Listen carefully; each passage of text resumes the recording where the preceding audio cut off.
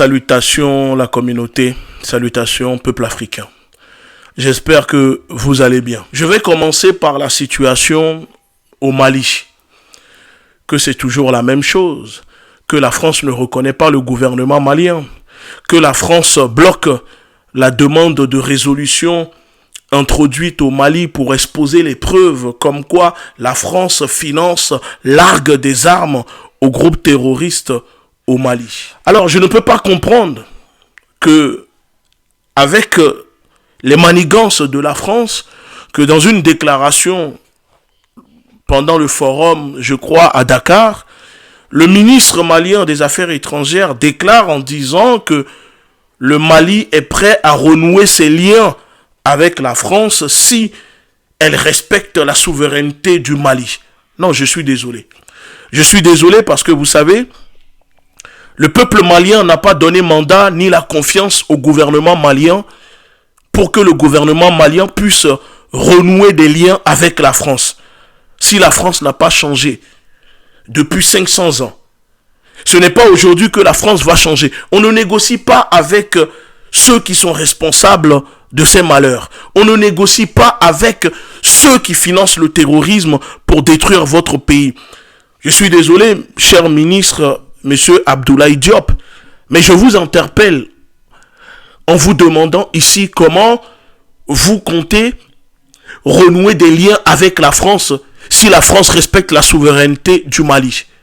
Elle ne respectera pas la souveraineté du Mali. Si la France veut respecter la souveraineté du Mali, alors elle doit déchirer les 11 accords coloniaux qu'elle impose au Mali et qui font que le Mali n'arrive pas à se développer sur le plan économique, éducatif, socialement, culturellement, politiquement parlant.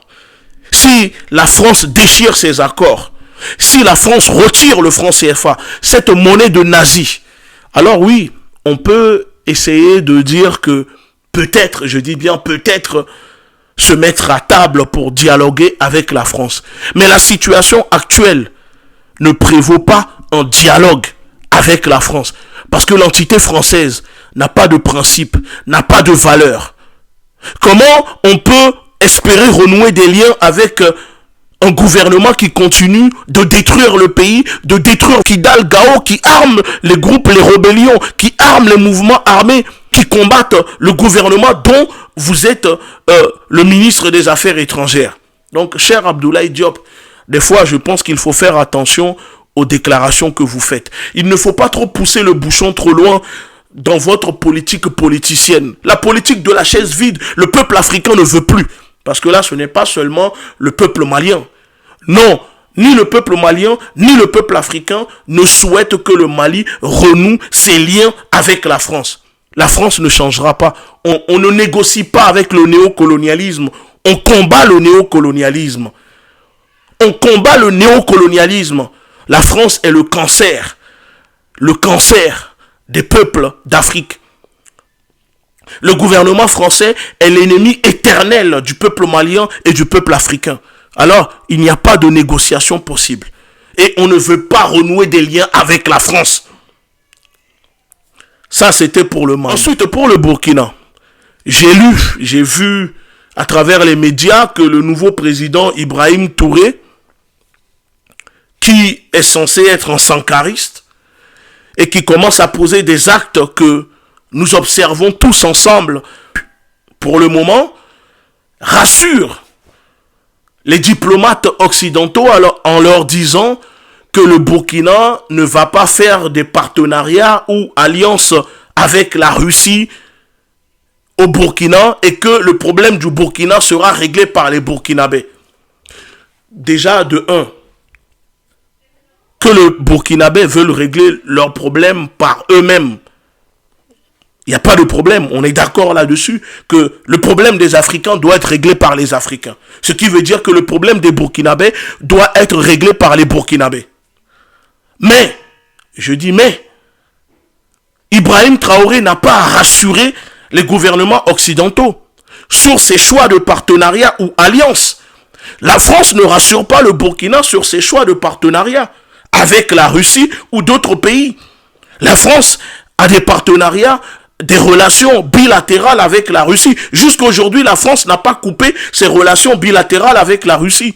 La France continue d'acheter du pétrole russe et du gaz russe. Alors pourquoi c'est tout le temps les Africains qui veulent rassurer les Occidentaux sur leur choix, sur leur façon de faire? Et moi je pense que c'est une erreur si vous prenez le pouvoir au Burkina et que vous commencez déjà à rassurer ceux qui sont responsables de vos malheurs au Burkina. Ça ne va pas le faire. Ça ne va pas le faire. Parce que si le peuple demande que vous allez faire en partenariat avec la Russie, il faut écouter le peuple. C'est le peuple qui décide. Ce n'est pas vous, monsieur Ibé Traoré. Je suis désolé de vous parler comme ça, mais c'est le peuple qui est souverain. Donc faites attention quand vous rassemblez ces représentants de l'impérialisme, ces représentants néocoloniaux à Ouagadougou, et que vous essayez de tenir des discours en leur disant je ne sais quoi, parce que plus tard, c'est cela qu'ils vont utiliser contre vous. L'intérêt du peuple burkinabé avant l'intérêt des Occidentaux. Et si vous devez faire des partenariats avec la Russie pour acheter des armes, pour avoir des radars, pour avoir des équipements militaires, alors faites-le. Parce que vous voyez ce qui se passe en Ukraine. L'Occident déverse des milliards d'armes, en plus des milliards d'euros, à l'Ukraine pour combattre la Russie. Est-ce que depuis que les pays africains, tous réunis, les pays d'Afrique de l'Ouest qui sont confrontés au terrorisme financé, managé par les gouvernements occidentaux, réclament un moyen militaire pour sécuriser leur pays, est-ce que les gouvernements occidentaux vous ont donné ne serait-ce que la moitié du quart qu'ils donnent aujourd'hui à l'Ukraine? Non, au contraire, ils viennent occuper vos pays. Ils viennent occuper vos pays. Donc vous n'avez plus, on n'est plus des enfants. On n'a pas à rassurer qui que ce soit sur le choix, sur la façon de vivre, sur la façon de respirer, d'agir dans nos pays. Parce que les Burkinabés sont souverains. Et ils n'ont pas de compte à rendre à l'Occident. Vous comprenez? Parce qu'il faut faire attention à nos propos, il faut faire attention aux déclarations. On ne veut plus de la politique politicienne. On ne veut pas d'une transition politique. On veut une transition révolutionnaire. On veut une révolution, un changement de paradigme. Et en profondeur, que ce soit socialement, politiquement, culturellement, idéologiquement. C'est ça que le peuple burkinabé, les Africains, réclament à leurs leaders. Qui prennent la tête de leur pays. Et si vous pensez que vous n'êtes pas à la hauteur, ou que vous n'allez pas, vous n'avez pas la capacité d'écouter le peuple burkinabé, alors vaut mieux pour vous dès maintenant que vous remettez le pouvoir à une autre personne digne, qui n'aura pas de compte à rendre à l'Occident pour sortir le Burkina de ce bourbier.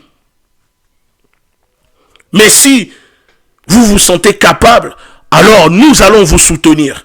Mais si jamais vous essayez de trahir, si vous trahissez le peuple burkinabé, sachez-le que si vous avez eu le courage de faire tomber Damiba, d'autres auront le courage de faire la même chose pour vous aussi. Si vous trahissez le peuple. Écoutez les recommandations, les désirs, les envies du peuple. Arrêtez d'écouter, arrêtez de respecter l'agenda de l'Occident. Parce qu'ils ne sont que là pour asservir, assujettir vos peuples. Ils n'ont rien à foutre des Burkinabés. Ils n'ont rien à foutre de vous. Il n'y a que leur intérêt qui compte et c'est pour cela qu'ils essayent de que vous les rassurez. Mais il ne faut pas le faire. Sinon, je vous passe mes salutations fraternelles et patriotiques. Autour du Tchad, vous avez vu qu'au Tchad, récemment, il y a quelques jours, il y a eu plus de 200 personnes massacrées au Kalachnikov. Il y a massacre à la tronçonneuse, mais au Tchad, c'est des massacres à la Kalachnikov. C'est des massacres qu'ils font avec l'appui de l'entité française. Parce que oui, si Kaka Déby a eu le courage de massacrer 200 personnes sans que cela ne choque les gouvernements occidentaux, sans que la communauté dite internationale ne prenne des sanctions contre eux, c'est parce qu'ils savent qu'ils ont l'appui de l'entité française, du gouvernement français. C'est pour cela qu'ils font, c'est pour cela qu'ils agissent de la sorte. C'est pour cela qu'ils se comportent comme des barbares, en faisant de la barbarie sur leur propre peuple, pour servir l'intérêt de ces personnes qui les soutiennent, parce que c'est des jeux, c'est des accords. C'est des accords. L'Occident ferme les yeux sur les massacres qu'ils font sur leur propre peuple. En échange, ils garantissent à l'Occident le vol, l'exploitation, la prédation des ressources, des richesses de leur pays. Parce que le pétrole du Tchad est exploité par des multinationales françaises. Donc si Déby tue le peuple parce que ces multinationales donnent de l'argent à Déby, achètent des armes pour que Déby puissent défendre leur intérêt. Les munitions, les balles utilisées par l'armée clanique de Déby, c'est la France qui vend et qui fournit surtout ces armes, qui fournissent ces armes-là au régime du Tchad pour massacrer les populations. Et nous disons à Masra, il faut qu'à un moment Masra arrête de jouer, de trop faire la politique politicienne. Soit Masra est là pour ramener le peuple tchadien à la liberté, soit Masra est là pour apporter la révolution au Tchad, soit Masra n'est pas à la hauteur. Alors dans ce cas, qu'il arrête d'utiliser les jeunes, ses partisans pour ses propres intérêts. Pas au peuple d'être au service des partis politiques ni au service de Masra, mais c'est à Masra d'être au service du peuple tchadien. Alors les magouilles que Masra essaye de faire, ces manipulations, ces idéations, on ne veut pas. Le peuple tchadien ne veut pas. Parce qu'ils veulent conduire le Tchad dans une guerre ethnique nord contre sud. Et nous savons que cela ne profitera que aux Occidentaux encore une fois. Donc nous disons aux Tchadiens, faites très attention. Ne tombez pas dans leur piège. Ne tombez pas dans leur jeu. Parce que l'objectif, c'est de vous pousser à vous entretuer entre vous. Posez-vous la question. L'armée d'occupation française installée au Tchad ne prend pas part à la lutte contre le terrorisme. Alors, pour quel intérêt? C'est quoi l'objectif de l'armée française, l'armée d'occupation au Tchad? C'est tout simplement pour sécuriser le régime Déby, depuis le père jusqu'à maintenant au fils.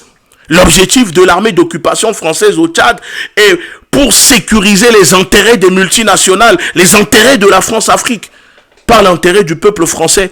Parce que le peuple français est aussi exploité par leur gouvernement. Le peuple français est massacré, éborgné, tabassé, exploité par le dictateur Macron-Poléon. Donc ici aujourd'hui, tout cela ne profite qu'à l'élite française, l'élite prostituée de la France, qui est une élite criminelle, amatrice, prostituée, et qui aime la colonisation, le néocolonialisme, l'esclavage, l'exploitation des peuples d'Afrique. Donc Masra, si c'est pour eux que vous travaillez, on vous dit que ça ne le fera pas. Alors changez votre façon de faire, changez cette politique mielleuse que vous faites. Vous ne pouvez pas vouloir libérer le Tchad sans accuser, sans pointer du doigt ceux qui sont responsables directement de ce qui se passe au Tchad, c'est-à-dire la France, les États-Unis et alliés. Il faut savoir choisir votre camp. La politique de la chaise vide que vous essayez de faire en voulant séduire les Américains, séduire les Français pour espérer devenir président. Les Tchadiens ne veulent pas de ça. Les Tchadiens veulent être libérés. Les Tchadiens veulent être libres. C'est pour cela qu'ils vous font confiance. Même si nous, on ne vous fait pas confiance. Mais arrêtez, s'il vous plaît, ces déclarations que vous faites, ce comportement que vous avez, ce comportement de larbin que vous avez. Le peuple africain veut des hommes politiques, des leaders politiques dignes, révolutionnaires, capables de tenir tête aux Occidentaux. Pas des leaders politiques qui se couchent, qui se transforment en serpillères pour l'Occident. Pas des leaders politiques qui sont des poubelles politiques pour l'Occident. C'est pas ce que nous souhaitons. Alors j'espère que le peuple tchadien, vous avez compris mon message. Ne prenez pas des armes pour vous entretuer entre vous. Ne leur donnez pas l'occasion. Ne tombez pas dans cette incitation à la guerre ethnique qu'ils veulent au Tchad, nord contre sud. Ça, c'est leur intérêt. Mais ce n'est pas l'intérêt du peuple tchadien ni du peuple africain. Je vais finir en parlant de ce qui se passe en Haïti. Encore une fois, je dis qu'on ne parle pas assez de ce qui se passe en Haïti. Il faut parler encore et encore de ce qui se passe en Haïti.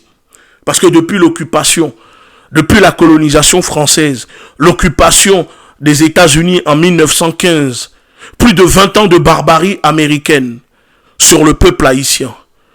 les braquages de la banque haïtienne, le CIC qui finançait la France, grâce à qui Napoléon a permis à la France de s'enrichir, construire la Tour Eiffel, 150 millions de francs d'or de l'époque. Aujourd'hui, si on le convertit, ça fait des milliards. Après tout ce que le peuple haïtien a subi, l'élite syro-libanaise du pays, je dis à un moment que le peuple haïtien a raison de se comporter ainsi. Le peuple haïtien a raison de sortir dehors, de vouloir se battre, de vouloir se libérer de l'oligarchie qui contrôle votre pays. Mais Ariel, ce n'est pas un président, ce n'est pas un homme politique. Vous le savez que c'est un voyou, c'est un chef de gang, c'est un bati boy, un macomé. Il n'a pas la capacité pour diriger Haïti. Il faut que Haïti se soulève. Haïti doit se soulever. Et des hommes dignes, des hommes révolutionnaires, des hommes capables, des femmes dignes. Il en existe beaucoup en Haïti qui sont capables de prendre la tête du pays pour sortir Haïti de ce bourbier. Comment se fait-il que la première république noire au monde, la fille aînée de l'Afrique, comment se fait-il qu'aujourd'hui, Haïti n'est pas capable d'être libre alors que Haïti a fait une révolution? Posez-vous la question. Les Américains ont envahi Haïti, ont tué, torturé, décapité. Les Français ont colonisé Haïti, tué, torturé, décapité. Mais ce peuple est toujours là. Le peuple noir ne disparaîtra pas de la terre. Parce que l'objectif, pour eux, ils veulent nous faire disparaître. Ils veulent prendre la tête de nos pays et que nous soyons comme des esclaves à les servir. Mais le peuple haïtien ne veut plus.